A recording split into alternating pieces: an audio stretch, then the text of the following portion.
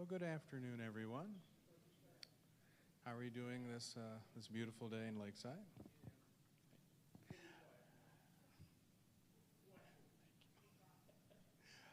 For this afternoon, we are very fortunate to have Kip Curtis joining us for Wild West Week. Kip specializes in environmental history with a focus on mining, environmental ideas, and food systems. And this afternoon's session is Mining the West, Mining the World, Metals and Nature, and Accelerating Economy. It is a study in Kip's specialization and will look at the role of metals in Western civilization and how the American West changed everything. He is currently principal investigator on a $2 million foundation for food and agricultural research, Seeding Solutions. As reminders, this morning's portrayal by Chief Standing Bear, his book is for sale at the fine print if you're interested. And then tomorrow we have one last lecture for the series. It's Mary Stockwell will be joining us, and she'll discuss her research and book, The Other Trail of Tears, The Removal of Ohio's Indians. I do ask if you would please mute your cell phone ringers and help me in joining Kip Curtis. Thank you very much. I'm actually quite honestly thrilled to see people turning out for a talk on mining. It's not the most engaging at 3:30 on a beautiful day like this, so thank you all for coming out. So this is my first run through a book that I'm working on about metals and civilization, and I really welcome the opportunity to kind of have worked out my thoughts a little bit on this, and so what you're seeing is kind of an early draft of what's ultimately going to be a full manuscript. I am, in that book and in my first book, I don't have any for sale, but Gambling on Ore is available on Amazon. I looked at the American West as this place where something really unique happened in terms of mining, and when I finished my book now almost 10 years ago, I still didn't quite know what it was.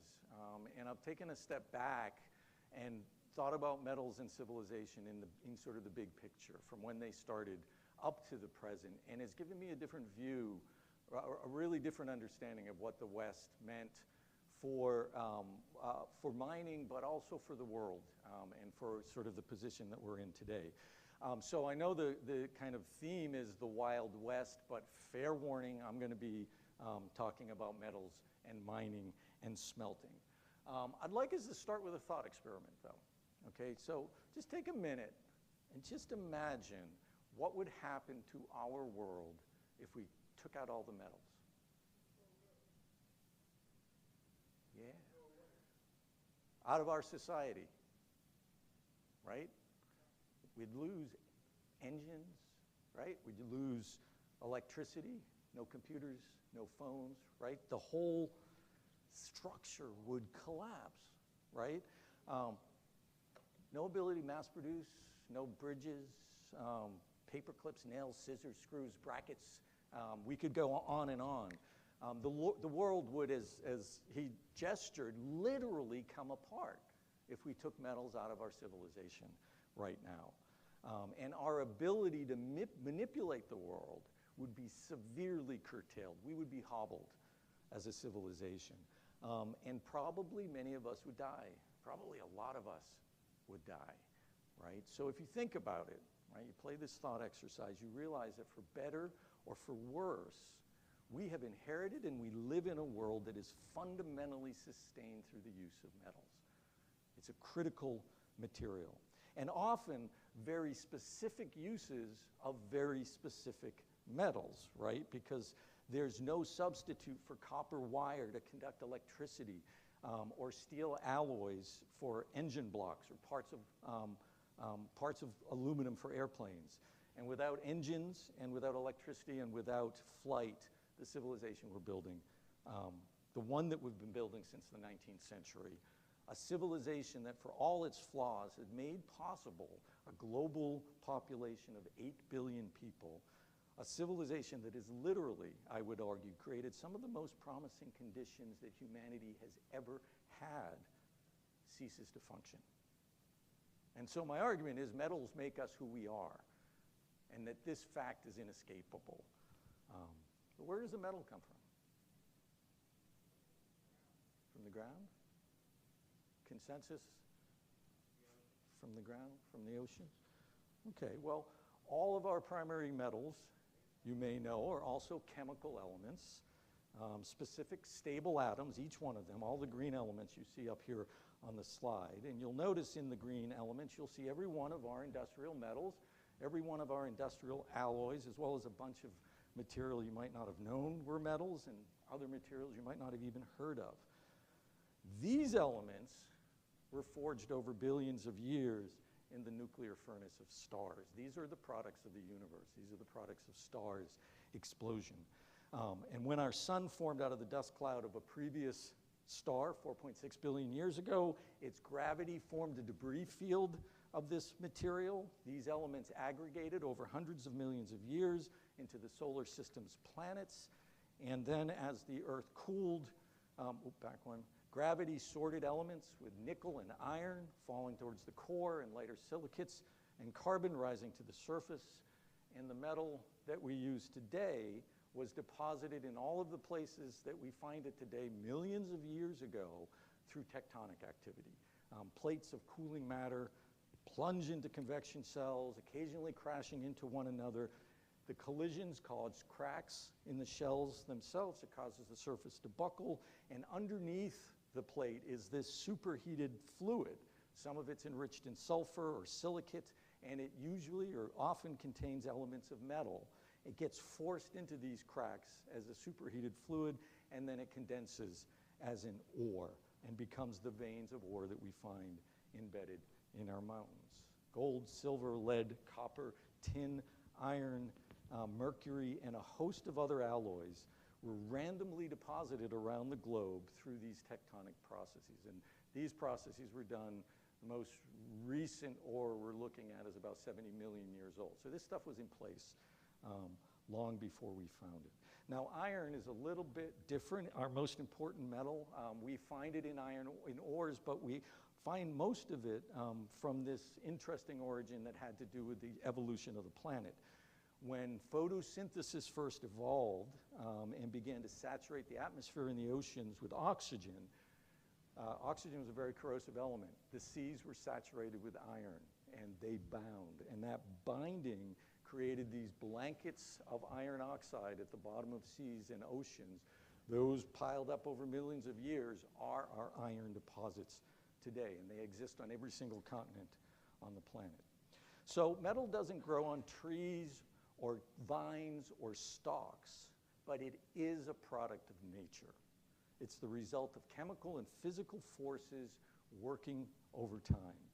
And I think this is something that we often forget when we see it in the many ways that it's around us, that we think of it as something not natural. And then we might think about the human practice of prospecting, mining, and smelting as acts of uncovering this deep tectonic history of the Earth, this geological story that was already tens to hundreds of millions of years old before humans came along, and then extracting those elements, the desired elements, from the mix. In some rare cases, the Earth, the tectonics produce veins of pure metal. Almost always it's copper or it's gold. But most of the time, that's a really rare occurrence. We got lucky here in the United States on the Keweenaw Peninsula. There are a couple other places on the globe, but most of the time, the ore deposits contain something like 10% of the metal that you want. And rich ores that were exploited in the West had about 10, sometimes 8, 5% ore, or metal in the ore that you were going to extract. So, except in rare cases, finding and extracting the mineral-rich rock, the ore, is only the first stage in a complicated process of mechanical heat treatment that we call smelting. It is the smelters that produce the volumes of metal that are forming into its multiple places in our society. Put another way, the presence of abundant metal in a society means the existence of a lot of mining and smelting. Now, we do recycle 50% of all of the metals, most of the metals that we have already in circulation on the globe. But we also continue every year to mine and produce more new raw metal than the year before, almost consistently. We see a steady increase in this output since 1870 and a rapid acceleration after 1950. And so here's our world metal production, right? We're producing more and more. And, you know, I think this makes clear we are a metals civilization, which means we are a mining civilization. And yet, most of us have only a vague understanding of mining's past and perhaps even less of an understanding about its present, right? To the extent that there's any public conversation about metals and mining in the United States, it tends to be framed in a simple jobs versus the environment paradigm. You are either for it or you are against it, full stop. That's the whole discussion. There's almost no rigorous discussion about its place in modern life, and there's certainly no loud call for sustainable mining in the same way that people support sustainable agriculture. Now, I'm thinking some of you hear the word sustainable mining and you think that's an oxymoron. Doesn't make sense at all. When I was writing this book, I ran into a scholar and said, I'm doing an environmental history of mining, and he said, miners show up, they tear up the place, and they leave. What else do you have to say, right? Well, I think there's a lot more to say about mining. And in a world that I think we all have agreed is utterly dependent on this form of natural resource extraction, we cannot afford to take mining lightly. We cannot afford to ignore it and have it out of our sights. Nor, I would argue, can we afford to do what we've done for the last 150 years, which is leave it entirely to the economic geologists and the mining corporations, because they have far too narrow a view on the problem itself. They're solving a very narrow problem and not a broader one. When I first started thinking about mining, now 25 years ago, I thought about metal mining as an archaic 19th century practice. This is what came into my imagination, that we were mostly no longer doing. We'd kind of phased through it. What I've come to realize over the years of studying mining, though, is that the modern world hitched its fortunes to the production of abundant and cheap metals sometime in the second half of the 19th century, and we have been accelerating that relationship ever since then. So here's some more statistics. Per person annual consumption of all metals has grown exponentially during the 20th century. It doubles roughly every 30 years, and it's doubling every 30 years at the same time the population is doubling every 30 years, right? This is an enormous growth and an enormous amount of metal that's coming into our society. At the same time, mining and smelting, which I want to argue have a very deep and rich connection to Western civilization, became severed from its cultural past and functionally invisible in our social presence. I don't think we see mining. I don't think we see where it runs through us. The only time we see it is when it rears its ugly head in a mine-siting conflict. And the result is that the scale and the scope and the persistence of mining today tends to surprise many of us. I'd be willing to bet that most of you didn't walk in here today perceiving yourself as a metal-dependent human being. But you are a metal-dependent, as much as you're dependent on agriculture. You're dependent on metal. And I'd like to argue it shouldn't catch us by surprise. Mining and smelting are too important to ignore, because the way we built our civilization and because so many lives depend on it, our need for metal creates for us what I call a natural resource dependency. And I would argue it's a natural resource dependency, given our current civilization, as important as agriculture. As important as agriculture. Keep us alive. And so for that reason, I believe it deserves more care and careful public attention than has been given for more than a century. And in that context, I'd like to provide the following really overview 8,000-year history of mining and civilization. My basic argument is this. Mining and metallurgy developed for thousands of years within Western civilization. Other civilizations too, but I'm focusing on Western today.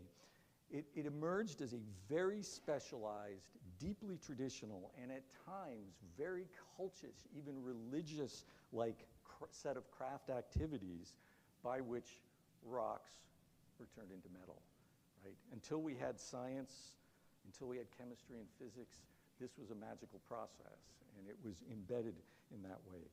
Even as late as the 17th century, the 1600s, the very best knowledge about mining included beliefs about the divining rod, a whole set of miners' superstitions, and a chapter on miners' sensibilities, their ability to sort of sense the ores that are out there. What I'm going to try to argue here is that between the 18th and 19th century, first England, then Germany, launched a whole new approach, different strategies, but a whole new approach to mining. England moved into the mass production of ores. A few decades later, Germany launched what we would call scientific mining, and they both sort of shook off millennia of craft knowledge in favor of a new approach to getting these ores. But the fulcrum of this change was the American West during the second half of the 19th century. This all happened here in about 50 years. This was a West where gold rushes were quickly followed by silver investment, both of which drew a railroad, and with the railroad came a bonanza in copper, lead, and zinc, as well as gold and silver, all of which launched the United States as a player on the global stage. Mining in the American West took the mass production ambitions of the British, as well as a lot of British capital, and the scientific mining of the Germans and the wide open space of the American West, and they fashioned there the modern mining industry, what we still have with us today.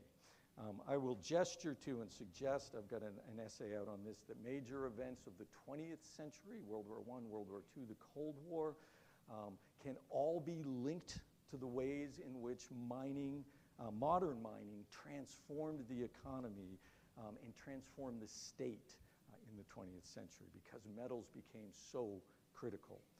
And I would suggest, and we'll suggest at the end, that we're now venturing into a new wave of brand new mining in order to serve this emerging green economy.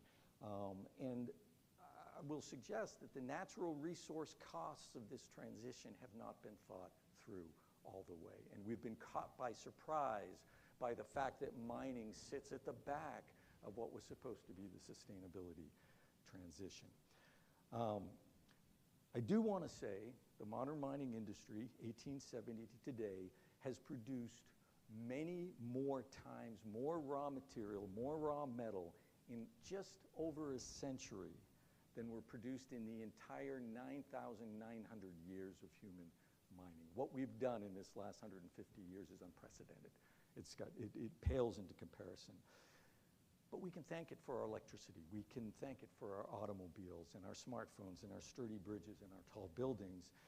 We also have to note that it provided the means for World War I and World War II and all of the carnage that accompanies modern warfare. And worse, and this may sound a little bit odd, I hope not, and I do think it's important, there's nothing left of the sacred in mining. It's gone. It was once there. The activity is now understood by its practitioners and its users as merely another useful material. As such, it has no connection to its past, no connection to its place of origin, and we have in the modern world built no useful metaphors to help us make full sense of the world mining has wrought and built around us. And I think that absence leaves us, metal-dependent human beings, profoundly disconnected from a very important part of the nature that surrounds, supports, sustains, and sometimes kills us. So, mining before the 19th century. Let's start with the deep history. You may remember from middle school ancient history that we name the earliest stages of human civilization according to the metals: the Copper Age, the Bronze Age, the Iron Age. This is simply following the tradition of archaeology to name periods after the dominant tools and the materials that those tools were made out of. And indeed, this comes out of the archaeological record. Archaeologists have found this shift from copper to bronze to iron in the archaeological record. It's out there. Mining started in what is present-day Turkey. And it wasn't really mining like as we know it. It was native copper. That was a region that had a number of native copper deposits, copper in its pure form. And these Neolithic people started making pins and awls. Their first use for the metal was to work on their clothing and to just aid in that kind of work because copper was stronger than the bone that they were using. Over the next 3,000 years, they used up that native copper. They just brought it all, and they started finding their way towards more complex ores. And by about 5,000 BCE, they were smelting complex copper ore. And it was a high-grade ore, but it was a thing that looked like a rock that they were able to turn into fire. And so they were the first to develop fire treatment techniques and rudimentary smelting. The evidence suggests that it was pottery kilns like this, which were the stepping stones into the metals and provided the kind of heat treatment skills needed to melt the rocks and to maintain that temperature. Just for reference, copper ore melts at the upper range of the pottery kiln. It melts at about 2,000 degrees Fahrenheit, so the temperature fits, and it makes general sense that that was the transition. This period is called the Chalcolithic. That's the technical term for it, which means copper stones. And what it did was it provided this group of people the knowledge of ores and smelting techniques, and it branched a network of trade out of those centers, which ultimately brought on what we would call the next great age, which is the Bronze Age. Anybody know the difference between bronze and copper? Bronze is a mixture. Bronze is much harder, but you need tin to make it, right? So as soon as you're moving to the Bronze Age, you're going, something more complex is taking place here than what initially emerged. So the Bronze Age we date from roughly 4,000 BCE to 1,200 BCE. The Bronze Age saw the rise of powerful city-states. These are the ruins of one of the palaces in one of these city-states. City-states which grew into regional empires ruled by this palace system. This whole Bronze Age culture developed a cosmological understanding in which copper smelting was the very center of what they believed. So great leaders of these palace systems were buried in tombs that looked like copper smelters, like copper furnaces. Archaeologists have found burials around these sites which were likely at the margins of oversized copper tools, partially smelted copper and copper ore, and they suspect that there was some ritual involved in putting these things back into the ground as well, and religious ceremonies around them. And what they're finding from all of the evidence is that Bronze Age cultures viewed copper metallurgy as a form of creation, and they treated its metallurgists like demigods. These were the god-king leaders of these early state societies. And echoes of this idea, curiously, we still find among the alchemists in the 17th century. Something of that culture just sustained through that. But based on the evidence, it was a shared set of beliefs centering on copper smelting as a metaphor for the human's journey through life. First, the act of creation, then the work of refinement, then you get tarnished, and then you can renew yourself through fire. And this religion connected the Bronze Age cultures across the whole region. We see a shared kind of religious understandings. And the Bronze Age trade networks delivered the two raw materials that were necessary for bronze, copper and tin, which, as you can see, are found in radically different regions. And this growth of this bronze trade and this palace system created, we just saw it, several major kingdoms in the region. These kingdoms were the most powerful city-state among a group of city-states, and they were usually the most powerful because they had figured out the tin and the copper trade, and they produced more bronze. These highly centralized hierarchical civilizations peaked in this region around 1400 BCE and then suddenly and violently collapsed. This was the end of the Bronze Age, and it came with a bit of violence. Archaeologists suspect that there were major earthquakes that contributed to it, that there were some volcanoes that contributed to it, but their theory at this point is that climate change, that a drying out of this region undermined their agricultural base, and the earthquakes kind of toppled what was already tumbling down. But it just disappeared, literally. The palace system.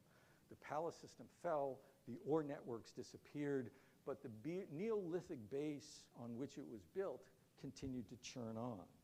We can think about this time period as a time period when pastoralists, like the ancient Hebrews, wandered this landscape for several centuries, and there are several groups who moved around in this way. But the metallurgical knowledge that had been developed in the Bronze Age persisted. And by 1100, across Anatolia, present-day Turkey, and some of southern Europe, miners and smelters figured out how to develop an oven that would get up to 2,700 degrees Fahrenheit. The reason iron hadn't been exploited before was because they couldn't get their kilns hot enough.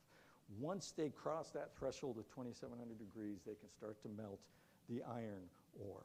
And iron ore deposits, whoops, where am I? I went too far.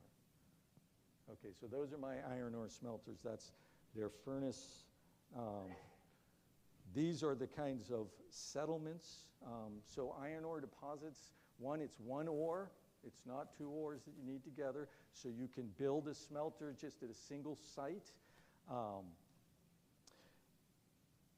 It also, once you had a settlement like this, you were producing iron. So you were strengthening yourself and you were increasing your trade abilities. And what we see happen in the 500 or so years as this starts to emerge is those trade networks from the palace system are reestablished, but they're reestablished in a different kind of political reality that's taking place.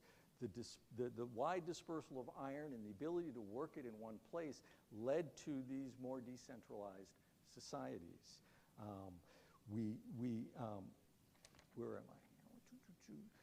We might think about the kind of culmination of the iron influence on politics by thinking about ancient Athens. It was perhaps the pinnacle of this early influence of being able to be decentralized and build up your own power. We see in these Iron Age early civilizations a denial of the demigod status of leaders and leadership beginning to emerge based on your skills and your qualities as a person ultimately, and kind of the first aristocracies. And ancient Athens was the pinnacle of that. Democracy was formed there, a quasi-democratic imagination. We really think that iron helped to facilitate that shift. And it was just for a short time, because you know what comes after Greece. And it's because iron, in both its greater abundance and superior hardness, basically offered more tools of exploitation, right? Iron plows that can cut more land, iron axes that can fall more trees, iron weapons that can conquer more people, and iron chains, for the first time, that can hold and control captives and slaves, right? And we see slavery emerge middle through this period. Now, technically speaking, the Iron Age runs right up to the dawn of the Industrial Age, or the fossil fuel age that began in the 18th century.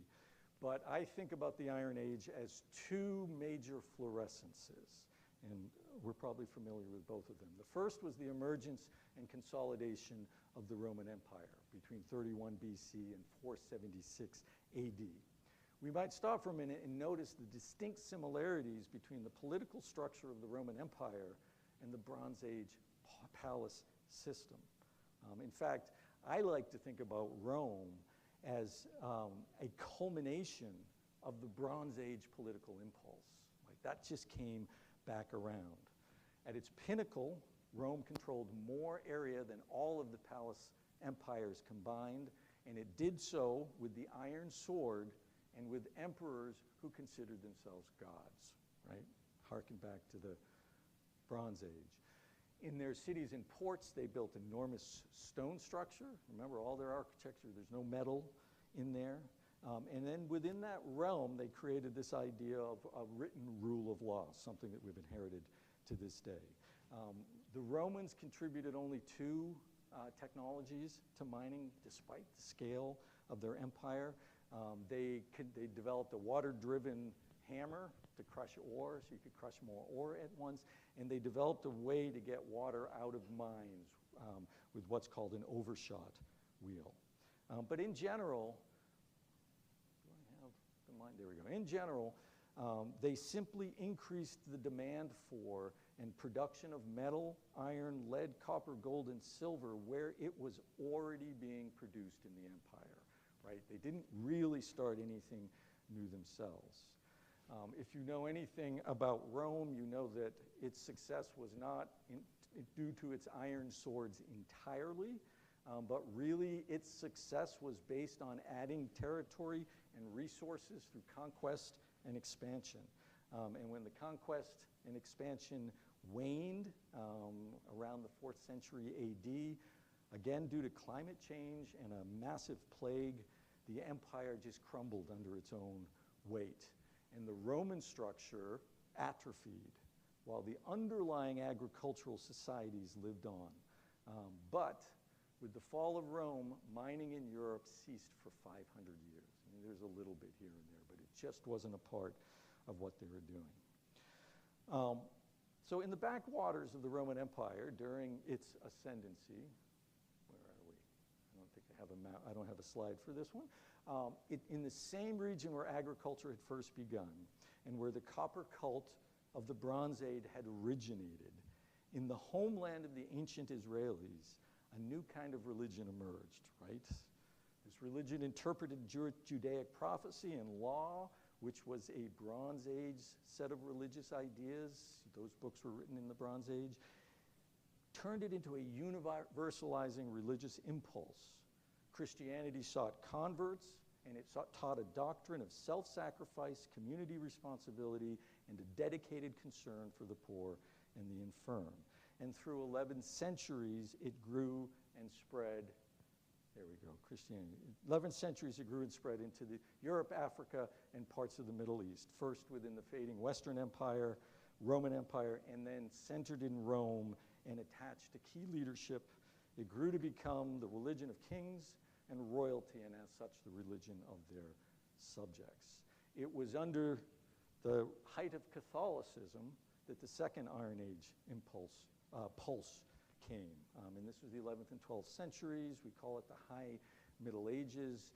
This was the pinnacle of Catholic civilization in Europe. The Second Iron Age witnessed the construction of enormous stone cathedrals. Again, the largest architecture is only stone, each with their own clock to ring out prayers and services. It experienced vast improvements in agricultural production. The church instigated a renewed commitment to scholasticism, integrating world knowledge into the Christian doctrine and laying the groundwork for today's colleges and universities. It also saw a flurry of new mining, new smelting techniques in both copper and iron smelting, and often these were organized by the church, but would bring in experts to do it. And in the first real underground mining efforts, the first time we see miners going into the ground in shafts. The miners themselves in this period organized into these specialized communities who literally roamed around the European landscape and prospected. And if they found an ore lode, they would consult with the town that it was next to, and they would enter into an agreement whereby they would mine this ore and the town would receive some royalty from the sale of it. And so it was this kind of separate class of people. By the end of this period, which came to a sharp and sudden end with the Great Famine and the bubonic plague in the 14th century, smelting iron in particular was beginning to centralize. It was, if it hadn't been interrupted, it may have scaled up more than it did. But instead, we had the Great Famine and the bubonic plague, and a third of, almost half of Europe dies. And so this kind of falls back again. But in truth, if we think about these 9,000 years of mining, very little changed. It had added a little bit of mechanization, to solve a couple of bottleneck mining problems. It experienced a slight increase in furnace size, which controls the amount of metal you can make at once. But that was it. Probably the largest shift in metals over these 9,000 years was cultural. Metal production began as a central identity in the first civilization, and it kind of drifted into a specialized craft activity, still welcome, still a part of community life itself, but at the edges and kind of covered with this cultish superstition and unusual people. I think miners today are still unusual people. Mining and smelting flourished when stable, hierarchical state societies could focus concentrated wealth on the problem of metal production. The metal itself through this whole period only did a couple of roles. It was weapons and tools, and it was decorative ornaments, right? It was for almost 5,000 years, that's all that metal was. They were enhancements. It was an enhancement of our own organic energy. It protected our organic body from puncture. The plow converts organic animal metabolism into furrowed rows in the earth. They extend the reach and the cut of the human arm. But even in sprawling imperial Rome and flourishing high Middle Ages Europe, the most massive structures were built of stone. And the massive grinding machines and hammers processing wheat and iron were mostly made out of wood. In fact, for the first 40 years of the United States, most of our machinery was made out of wood too, because we didn't have any metal. So in real economic terms, the production of metal for most of human history was an insanely expensive investment, producing a very high-priced and somewhat rare commodity. Mining certainly threaded through the centers of power and provided the means for civilization and expansive power, but their presence was always as an enhancement to the organic world. This changed very rapidly in the 18th and 19th centuries. Two separate developments I mentioned before of European mining provided the tools and the technologies. Only flourished. Oh, I lost. There we go. And this was the pivot that then launched what happened in the West. So a critical component of England's global rise in the 18th and 19th century was its move to extract natural resources from its global colonies and manufacture them at home as goods, a system that they packed mining as much as agriculture and timber, and really got started first in mining itself. And this was in the form of large-scale copper production. Now, this is a boring technical drawing, but this Welsh process changed the world for Great Britain. It was the first mass processing smelter that anyone had ever built. They were able to do it because they were able to get cheap coal to do it. And so by focusing on, and this was their razor focus, they had a lot of copper ores in England itself, but English copper producers realized they could build beyond the scale of their domestic ores and import ores from around the world. And over the course of the 18th century, England became the world's leading producer of copper and bronze as a result of this network of ore around the world. And by developing this mass processing technique, England not only dominated global copper, the process itself was more efficient, and it began to drive down the price of copper and make it a common item in English society. And it may have been the first cheap metal, like we think of copper as cheap today, but it wasn't cheap before this. We can see the impact of this shift in the architecture of the time. One of the marks of 18th and 19th century are the copper roofs and gutters that are built onto the buildings. Using copper in this way before this time would have been unimaginable. It would have been like putting gold on your roof. So that mass production drove copper down and made it a common item. And it took place here, Swansea, Wales. You can see where it is in England. This was the center of the activity. This is where the Welsh process had been invented. And as I said, its innovation was the ability to use coal, which gets to a much higher heat and is much more efficient in the smelting process. The Welsh process is actually dependent on a mining story as well for even being able to happen. It was possible because of the invention of the steam engine. Steam engine. Steam engine was important. Why is the steam engine important in the story of mining? Anybody know? Why was the steam engine invented? Power? Yeah. Well, so the steam engine is a product of the mine. The steam engine was invented first in 1712 by John Newcomen because his coal mining friends could no longer get their ore because the mines had flooded. And this had been a perennial problem. Most mines, you had to stop once you hit the groundwater.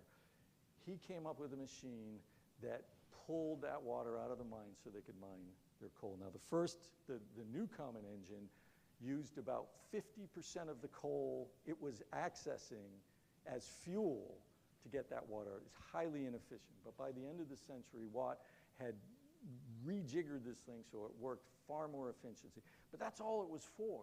It was for the coal miners. It was a solution for the water in the mine. All of the other uses, power, engine, etc., would wait decades to appear. It didn't initially occur to people this was anything but a pump. And so with coal prices going down because of this technological change and the Welsh process in place, England in turn produced a lot of copper. Between 1771 and 1838, English smelters produced over 5 million tons of copper, an unprecedented amount. The English at the same time also invented,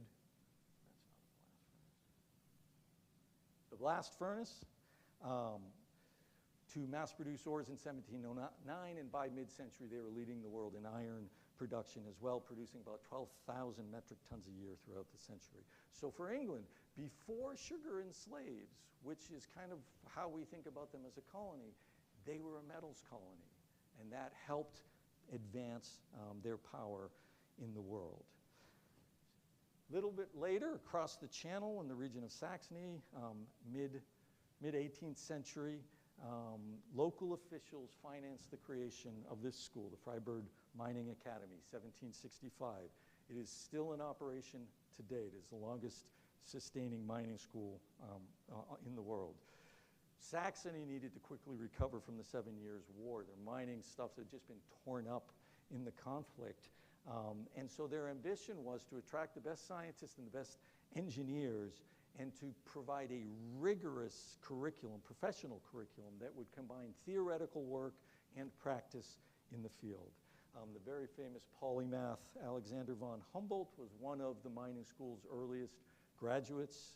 He then traveled the world and came up with all kinds of theories. But the Freiburg School would train most of the world's first generation of mining engineers in the early 19th century in this scientific mining approach. And then many of them would rebuild Saxony, would rebuild Germany, but a whole lot of them also came from other European countries and took this knowledge back, and even some people from the United States. Some of our 19th century's most important mining thinkers trained there as well. For a time in the early 19th century, there was a quiet competition between what was considered the English technique and the German technique to mining. The English claimed superiority due to their highly skilled craft process. They didn't bring science in. Their miners still smelted by sight and sound. They were of a craft tradition. They had simply scaled it up, and they believed that the kind of bodily knowledge that their miners and smelters carried was far superior to what the Germans were doing. The Germans, on the other hand, were confident that the scientific approach provided the tools that were needed to approach a variety of ores and changing mineral conditions in order to serve mining over time. Both countries became world leaders in metal production in the 19th century in their different ways, and they were kind of both competing for the top, but this was all about to change. Two critical discoveries. I was talking with someone about these earlier. In the upper Midwest in the 1840s gave the United States a flavor of what metal production could mean. In 1844, mining and crushing technology was hauled to the Keweenaw Peninsula on Lake Superior to begin processing that enormous native copper deposit that's found there. And then in 1848, prospectors discovered large iron oxide deposits in the region of what would become the Upper Peninsula of Michigan, just to the south of the Copper Range. Then between, or really at the same time, 1846 and 1848, the United States went to war with Mexico. And this resulted in the adoption of the Southwest, including California. And you all know what happened next in mining history. The gold rush. This was not the first American gold rush. Do you know that? Do you know there was an earlier gold rush? Georgia. Yeah, so the gold rush in Georgia in 1830, and some of the men who worked that gold rush were some of the first men who came out to California. So there was experience right on the trail there. Over the course of just a few years, more than 100,000 gold seekers poured into the foothills of the Sierra Nevada after gold. Oftentimes, the gold rush, and really we should call 1849 to 1872 gold rushes, because there were a series of them, one wave after another between 1840 and 1870s. But the gold rush we often think about as this distinct episode, this unique kind of free time in mining when men with almost no skills and capital could go into mining and make a fortune. And it's always distinguished from the mining that came later, the large-scale mining. I will say that I have a sneaking suspicion that what's not right with our cultural imagination of mining today is that this gold rush story has become our mining story. It's the one we like the best. It's the one we're often familiar with. And it may be, I could be wrong, but it may be the way we imagine mining. I think it did have an impact on us. For the miners, though, the experience was back-breaking, difficult, absolutely unpredictable, and it almost never made the miners rich. The big winners in the gold rush, who were the big winners? Anybody? The suppliers, the merchants who figured it out, right? They would buy wholesale clothing and equipment in San Francisco, haul it over the mountains, and trade it for too much gold dust. And those were the guys who made it. So the miners were being fleeced in the process. So it wasn't a great deal for almost all of them. And I've read thousands of miners' diaries. It's depressing. They get depressed after just a few weeks because it's just unbelievable work. But gold rushes, I want to argue, and I did argue this in my book, Gambling on Ore, were absolutely critical to what came next in two indirect ways. Okay, first, let's think about what they were making. They were making bullion.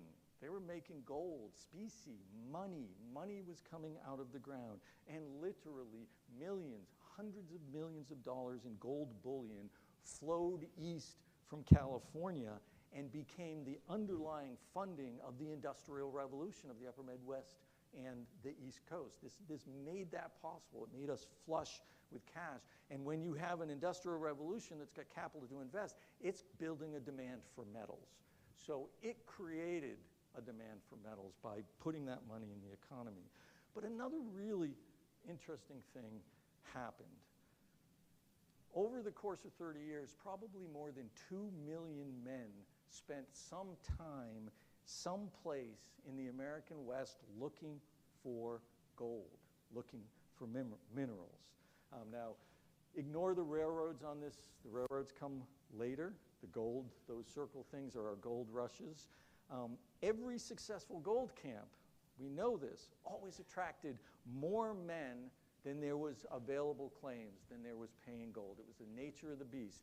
If there were 1,000 claims, 3,000 men would show up, which meant that there were lots of idle men in the camp. And what did they do with their time?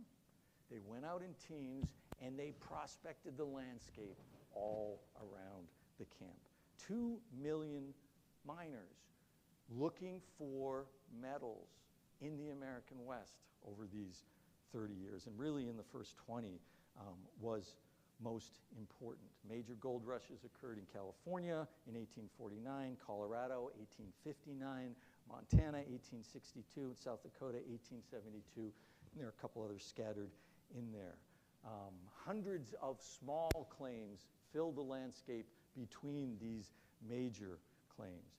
And if you know what placer gold is, anybody know what placer gold is, right? It's the erosion of gold ore down a hillside, and it sits in the bottom of the creek.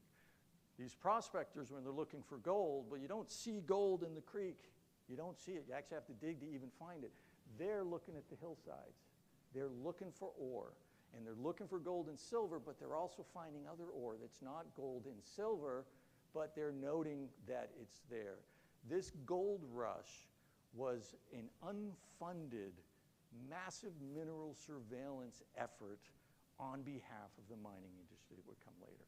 The mining industry that follows in their tails follows their maps to those locations. They didn't have to spend any money prospecting.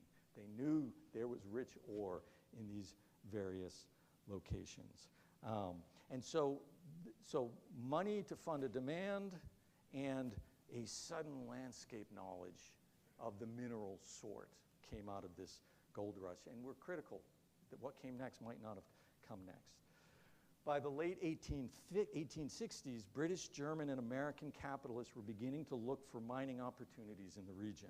Following up on the knowledge produced by gold prospectors, now a major limiting factor in the West was the absence of railroads, but that did not stop hundreds of British and some American investors from hiring teams, wagon teams, to haul their heavy iron stamp mills out to the west by wagon train in order to get at that ore right away.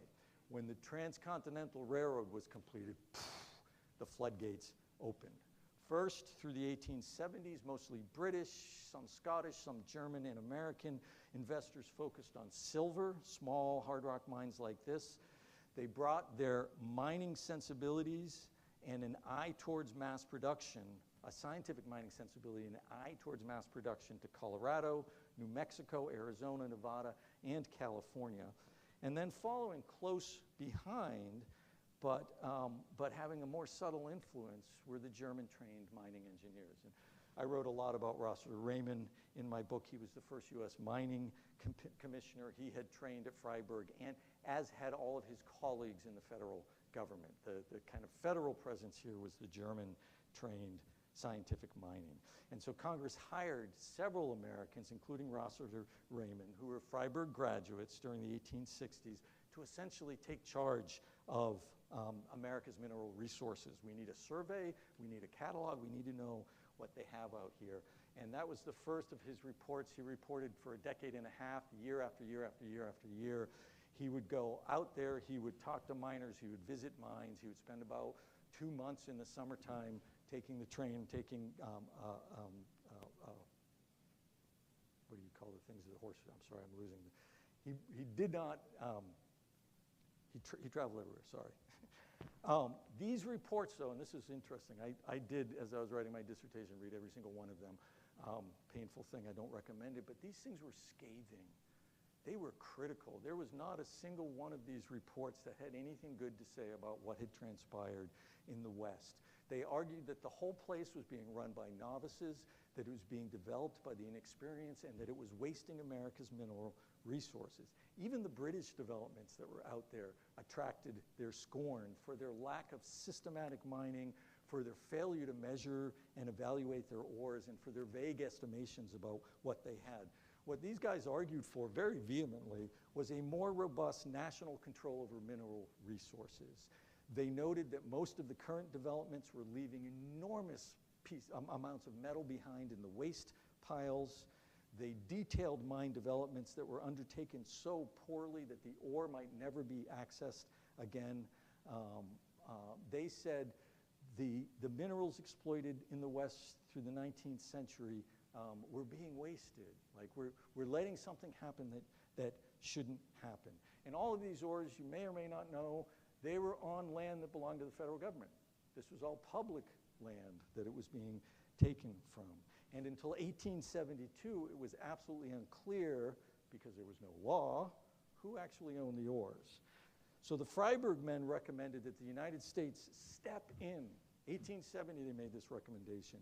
Establish an ore royalty system by which the federal government receives a share of the profits from all ore on federal land. It just makes sense. And they recommended that the United States also build a mining school like the Freiberg Academy, maybe in Colorado, modeled after that approach in order to cultivate the appropriate mining approach in the United States so that America would treat its mineral reserves with the kind of care and attention they deserve. fell on deaf ears. Instead, the United States Senate wrote and passed the Mining Law of 1872, which is still in effect today. It states simply that minerals discovered on federal land can be platted and claimed. The size of any individual claim is limited to 1,500 by 600 feet on the surface. You get a rectangle over that ore, and the claimant has the right to use the surface and was granted ownership rights to the ore body wherever it went underground, right? And ore bodies don't always go straight down into the claim. Even if your ore body drifts underneath the surface property of another claim, that's still your ore. You own the body itself. And during the decade that followed, miners of all skills and abilities rushed to the west, identifying lodes, filing mining claims. Most of the mining claims filed in the 10 years after the 1872 mining law were by men who had none of the means available to develop these mines, and they would change hands towards people who did have the ability to do that. So many of the early claimants didn't get anything from the mines themselves. But the ore that remained after more than 2 decades of gold and silver rushes was no longer the kind of ore that could be washed out of gravel or crushed in stamp mills. This was now this complex ore that had to be smelted. We'd taken out all the easy-to-get stuff. And over the course of the 1880s, Western mining capitalists, New York financiers began to make their move into the most promising metals in the region, the base metal ores, copper, zinc, and lead. And they brought with them the scientific precision of the German-trained mining engineers and the mass production ambitions of the English. And the competition on the ground was absolutely brutal. So I'll talk just about Butte, Montana, but this happened in several locations. Butte's the most famous example, atop what would turn out to be one of the richest copper deposits ever found. 4 competing companies raced to buy up mining claims and churn out copper in the late 1870s into the 1880s. When this production began in the late 1870s, Lake Superior copper was 30 years old. They dominated the market. Their copper was spectacular because it was refined by the earth itself, and it's high quality and produced at a lower cost than the initial production in Montana. But one company, Anaconda Copper Company, decided that it was going to take this bull by the horn. It was going to take control, this scheme, of the entire camp, and it was going to try to get a position in the global market itself. So locally, what it did was it began suing the other mining companies, claiming that they were violating their claims. And how do you tell what's underground? These court cases, they created these elaborate constructions of what the ore probably looked like, but both experts couldn't agree. And Anaconda won all of these, consistently, and so they started to consolidate the ore bodies themselves, and then they built 26 miles to the west a brand new city called Anaconda, which had sufficient space for them to build a smelter and maybe expand, which they would eventually do. Then Anaconda decided to go to war with Lake Superior Copper, and it started flooding the eastern market with underpriced copper. It believed it could churn out enough just at break even to undercut them, and they were successful. By 1890, Montana surpassed Swansea, and by 1910, Anaconda controlled all of Butte, all of Montana, and dominated global copper. And they did it with that. Did it with the Washoe Reduction Works. This was the largest copper smelter ever built. It's still one of the largest that have ever been built because they own the whole town. They were able to build it up on the hillside on the side of the town. This whole site has been razed. It was torn to the ground after Superfund came into the site. All that's left is the stack itself, standing like a gravestone.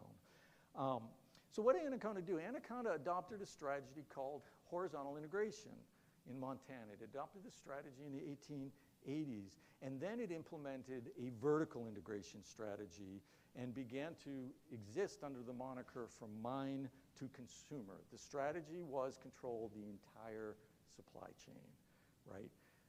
And you can see this sudden change in the copper smelters in this period. So this is kind of, you could start in the 1890s. Look what happened in 10 years in terms of the amount of copper there. And this was being driven by Anaconda, but this is happening in the other mining producers as well. We've got to up the scale. We've got to make more than we ever have before. These same years, these gentlemen, Andrew Carnegie, starting with a single steel mill, used a similar business strategy to come to dominate American iron and steel. John D. Rockefeller took the same approach with Standard Oil in the early 20th century. Modern mining was big business. Modern mining became part of big business at the dawn of the 20th century.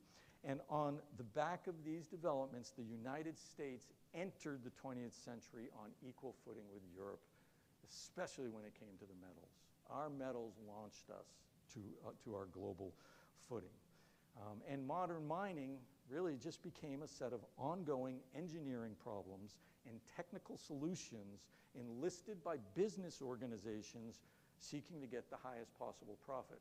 There's the goal there. You don't hear anything about metals in that goal, right? This is now a technological problem to make profit. Metals fall out altogether. And not only in the United States, but increasingly in far-off places around the world. The experts in the interests that emerged within modern mining in the American West sought to bring their developments to all mineral developments in the world. And so we get to the 20th century. These statistics we saw at the opening are the result of modern mining's approach throughout the 20th century. Modern mining was efficient. It sustained and continues to grow a metals abundance, and its efficiency and productivity made possible everything from electrification to radios and the automobile and space travel. But it has done so by evolving its methods and amplifying its scale in order to deal with the conditions that its own voracious appetite for minerals have created. The initial burst of productivity after 1870 transformed the United States, modernizing its infrastructure, transforming the habitability of cities, and culminated in the early 20th century in this sense of enormous optimism, the progressive era. It's something that was felt in Europe and the United States in the first 15 years of the 20th century. We've finally arrived. We're in abundance. We just have to fix a few more things. But then in a series of mutual protection treaties and conflict over mineral lands in southeastern Europe, World War I was launched in 1914. So we might note that World War I was the first major conflict following the initial burst of modern mining productivity after 1870. We might also note that one of the reasons why World War I was so incredibly devastating and bloody was because for the first time in history, a flood of metals and machines and weapons were being mass-produced to send to the battlefield itself. Mass-produced metals had contributed to mass-produced carnage. In the wake of the war, one of Woodrow Wilson's close advisors on mines and minerals, Charles Kenneth Leith, provide a very sober assessment of the mining situation on the globe.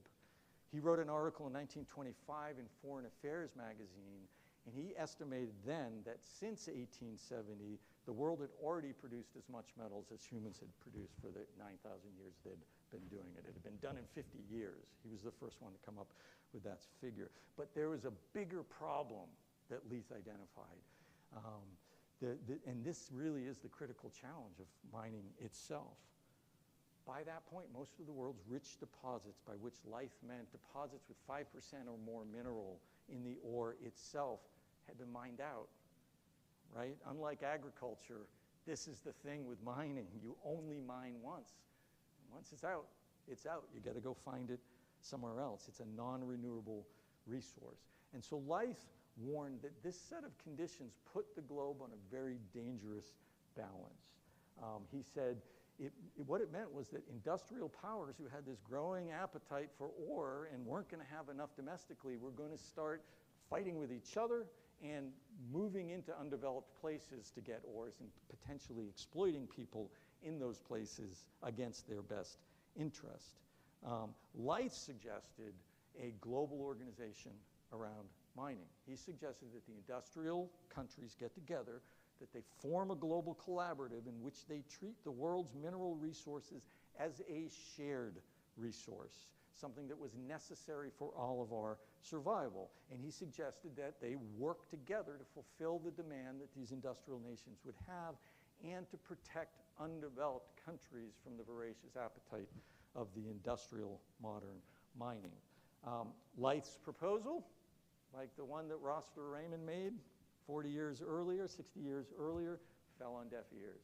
Nobody wanted to hear it. Instead, modern mining doubled down. If deposits were yielding low-grade minerals, processes must be developed to treat those minerals. And so in the early 20th century, in the copper industry, the flotation method by which pulverized ore is fed through churning foamy water, the foam attracts the copper elements contained within and can be skimmed off. This allows you to work in incredibly low-grade ore. And so with this ability to process much lower-grade ores, engineers then turned to the problem of scale. Because in order to process an increasingly lower-grade ore and get an increasingly higher level of metals, you're moving more and more material, right? That scale grows exponentially. The solution was what historian Timothy LeCain has called mass destruction. Gradually, between 1930 and 1950, modern mining adopted the open pit approach to mining. This was pioneered in Arizona. That's what we're looking at here, where a very large deposit of notoriously low copper ore took on a new life with the flotation process. And this is now considered the best last copper deposit. They're still working this ore today in this way.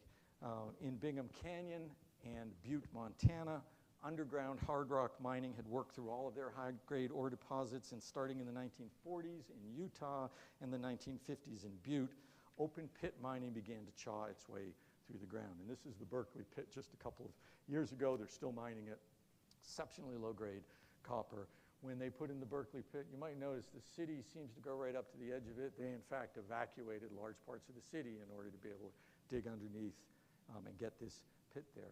So today, except in really rare instances where minerals are particularly deep in the ground, modern mining does this. It utilizes the open pit approach. And it's been estimated that more earth was moved at the hands of mining activities every year than is moved by the Earth's rivers. There's a lot of activity going on at this point. Okay, and here's all the metals we mined. There we go. So we live in a metal society because for the past 150 years, the modern mining industry has been quietly and persistently figuring out how to produce more metals each year from lower and lower grade ore deposits. When I think about the forces that drove our transformation from metals-using society into a metals-dependent society, I see a path through technology and mining, a path of positive feedback in which the demands of mining spilled out into the whole society. And so when I say we're a mining society, I mean that profoundly. I don't mean we just mine. I mean it's a part of who we are in a way I don't think we fully understand. So the positive feedback, the steam engine, as I mentioned, had been invented to drain coal mines of underground water. Its success facilitated the development of the Welch process and the mass production of copper in the early 19th century. Its success, this copper production, and the growing interest of other uses of steam power increased demand for iron and coal. England had led the world in iron and steel in the 18th century. German caught up in the 19th. But the American invention of the Bessemer process in 1880 facilitated an exponential scaling up of steel production, and that's really the foundation. So by the 1870s, abundant metal had already begun to weave its way into the fabric of American life. Thousands of miles of iron and steel rails, hundreds of giant locomotives, thousands of miles of telegraph wire, and slowly but surely, it was increasingly used in factory construction and machines. Abundant metals facilitated ultimately a different kind of society, right? A world of electrical energy, as opposed to biological energy, a world of fossil-fueled machine power, a world of instant communication across vast spaces, a world of accelerating travel abilities, a world that would come to deliver more power and more knowledge to each individual human being than entire empires contained in the ancient world. Right? We are empowered beyond belief. And we are because we're a metal civilization. That's my argument. And yet, as I suggested earlier, we are also oddly, almost entirely alienated from the fact. I have a hard time getting a crowd out to talk about mining. People aren't even interested in it, even though it's so central to who we are. The productive abundance of the past century and a half has built a world that assumes any material we know of and can imagine exists for us to use in the quantity it should be there for us. That's an unusual modern perception, and it's derived from the experience we've had with abundance metals. And so I'll kind of end here with a word of caution. When Thomas Edison developed the electric light system, one of his crucial questions was about the price of copper. He was tracking the price of copper through the 1870s because he knew his electrical system could not work unless copper was less than 15 cents a pound. He'd worked it out. And with the Montana price war, copper fell down to 11 cents a pound. And within a year, Edison had Pearl Street Station and electrification up and running. But he was looking at the minerals. He was making his technological decisions on the basis of the market in the metals themselves. Today, our technological questions are not like Edison's. We don't wonder whether sufficient metals exist at sufficient price to make invention possible. Lately, I would suggest, and I'll use this image to show it, we invent, and then we worry about what kind of material implications it might have. We actually, I think, and this is the kind of imagery around this green transition, we forget that there's even a material connection to all these technologies that no longer burn fossil fuel. Like, we lost the majority of the story there. You know, I think about the digital revolution and green energy. I think in both cases, we've created this imagination of something that's cleaner, right? Computers are going to clean up our desk and less paper and cleaner, more efficient. We seem to view the digital revolution as this creation of virtual events because most of how we interact with it are these kind of virtual things. We hardly notice the way its growing demand for copper and gold have driven those prices through the roof. Have you seen the price of copper and gold lately? It's insane. Invest, because it's pressing that market. And does anyone know where the silicon in computer chips comes from? Silicon Valley. There's a quartz, it's a very specialized quartz material, and there's only a couple mines in the world. One of them is North Carolina, and it's a highly protected facility. There's not an endless abundance of it, but there's a mining story in the silicon chip itself. So electric cars, green energy, and the digital revolution do not transcend the mining society that we are. They are fully embedded in it. We need to be clear-eyed about that. And so it should come as no surprise that massive new mining develops have erupted over the past 30 years, directly fulfilling the needs of this new economy. More lithium than we have ever produced, right? And this is a lithium bed in China. Right now, how it's being done is on this huge mass scale, huge footprints on the landscape as well. Every once in a while, there's a story about it, and my environmentalist friends are like, why is this happening? It's happening because we live in a mining society. We are premised on that, and we can't do anything without knowing that there's going to be that reach out there into those resources. So more lithium, more rare earth than we've ever mined before. Lithium and rare earth are brand new mining industries that this modern mining approach is taking on. And there are all kinds of efforts to see if they can squeeze more gold and copper out of places as well. So for me, it's not a question of whether or not we mine. It's not a question of whether or not we produce metals. I genuinely believe we must do so. I want to live. I want my children to live. I like this civilization. I enjoy my iPhone.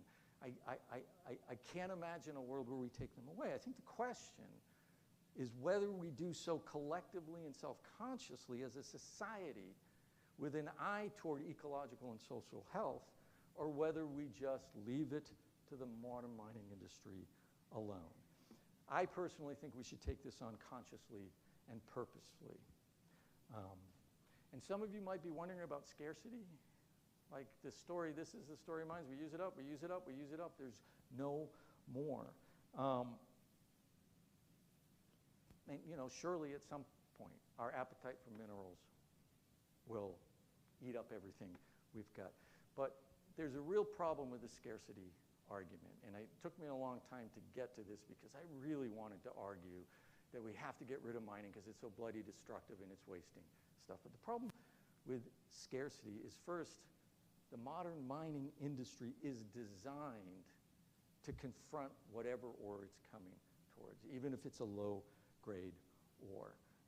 It's designed to identify and extract. And what we've seen over the course of the 20th century is there is no low grade that's too low grade. They will find a way to squeeze it out.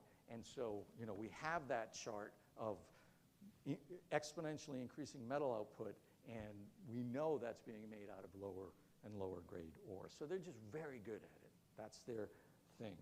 The second is there are likely some undiscovered rich deposits of all these minerals in Central Asia, which hasn't been widely prospected, and Africa as well.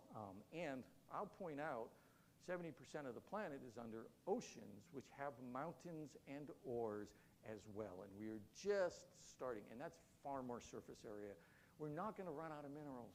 So I want to, I grew up in the 1970s, sustainable farm. We were not supposed to be here in the year 2000 because we're going to run out of resources. I imbued that. Here we are in 2024 with more resources than we've ever had before. Scarcity isn't the problem. And I think what we can just tell ourselves, this is what I've been telling myself, the Earth is a whole lot bigger than we can even imagine. So there's probably plenty of metals for a long time. But even more interesting, and this is where we go, where are we going with all of this? Near space is littered with minerals. Out beyond Mars and out beyond Neptune, more than 1.3 million known asteroids.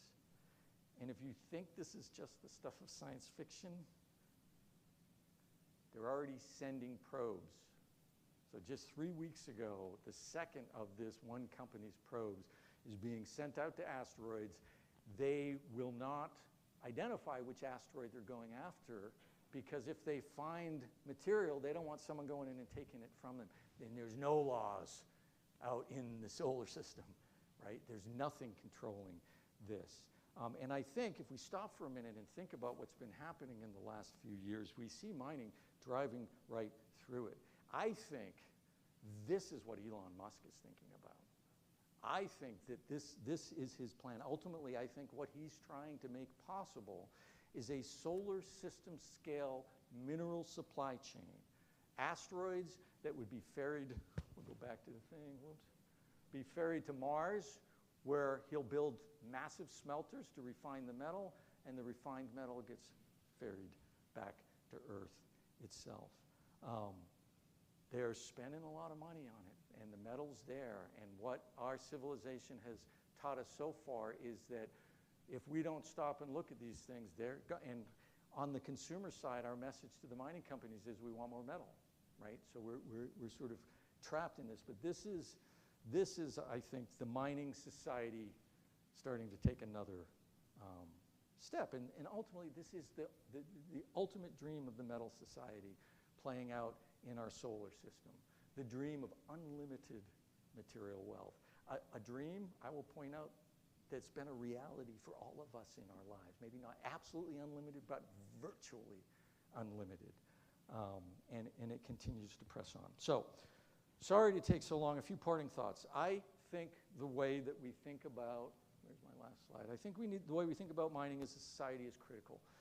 I'm not arguing that we return to the superstitions and the cults of an earlier period, But I do want us to notice the cult of mining that I think orients us today. And I suggested this earlier. I believe we carry a gold rush idea. The notion that wealth is sitting out there somewhere, awaiting us unproblematically, and with no effort, we're going to bring it back to us. That is, I think, maybe not consciously, but I think we imagine the whole world as the Wild West. And we haven't stopped that impulse. But as the gold miners' experience revealed, the gold rush is a fiction. It wasn't the outcome. It wasn't that the outcome didn't generate gold. It was that the human price was much higher than the myth assumes. So perhaps it's time we moved beyond that fiction and thought more maturely about mining. Second, I want to argue it is possible to mine sustainably.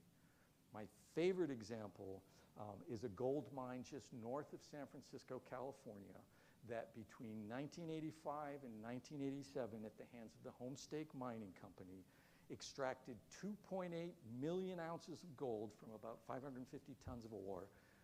They used an open pit, but they preserved the topsoil before they started to dig. And they saved the waste rock.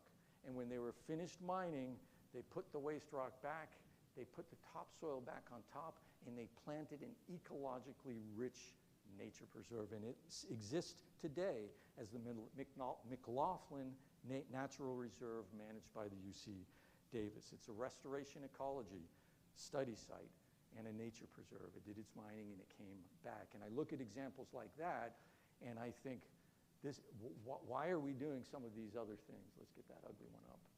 Why are we not pressing for sustainable mining? Because minerals are our responsibility. This works great in the United States and Europe where these laws are strong. Outside the United States, in a lot of countries where there are still ores, these practices are not required, and so the modern mining industry goes there and does what it wants to. It doesn't utilize good methods. So in closing, we need mining as much as we need agriculture. And I think it's time for us to start taking that seriously. Okay, thank you very much. Appreciate you staying with me on this. And I am more than happy to talk about any of this or anything else.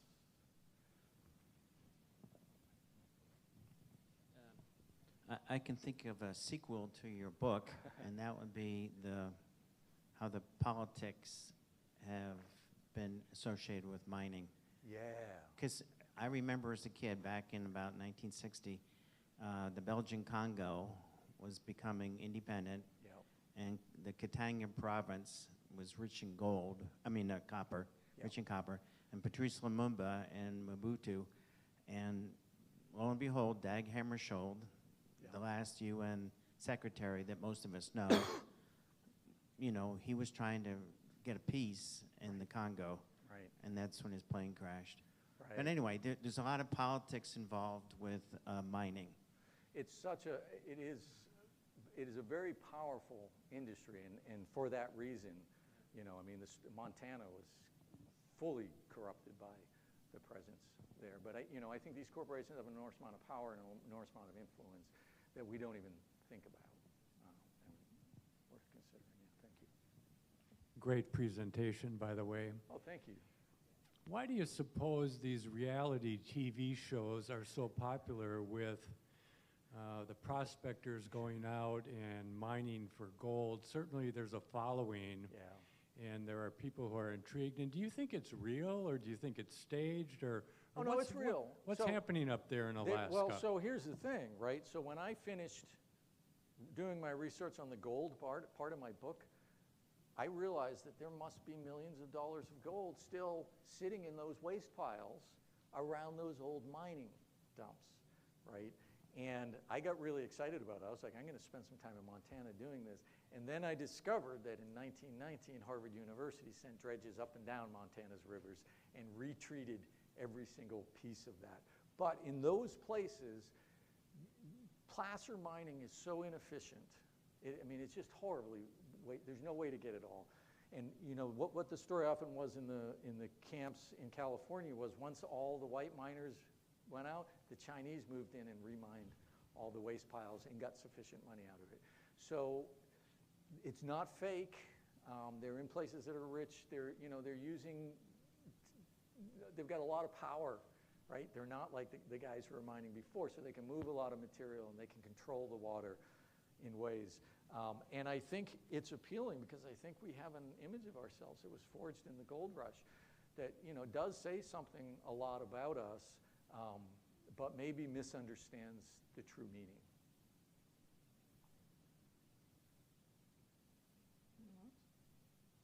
Thank you very much, Kip. Yeah, thank you guys. Appreciate it.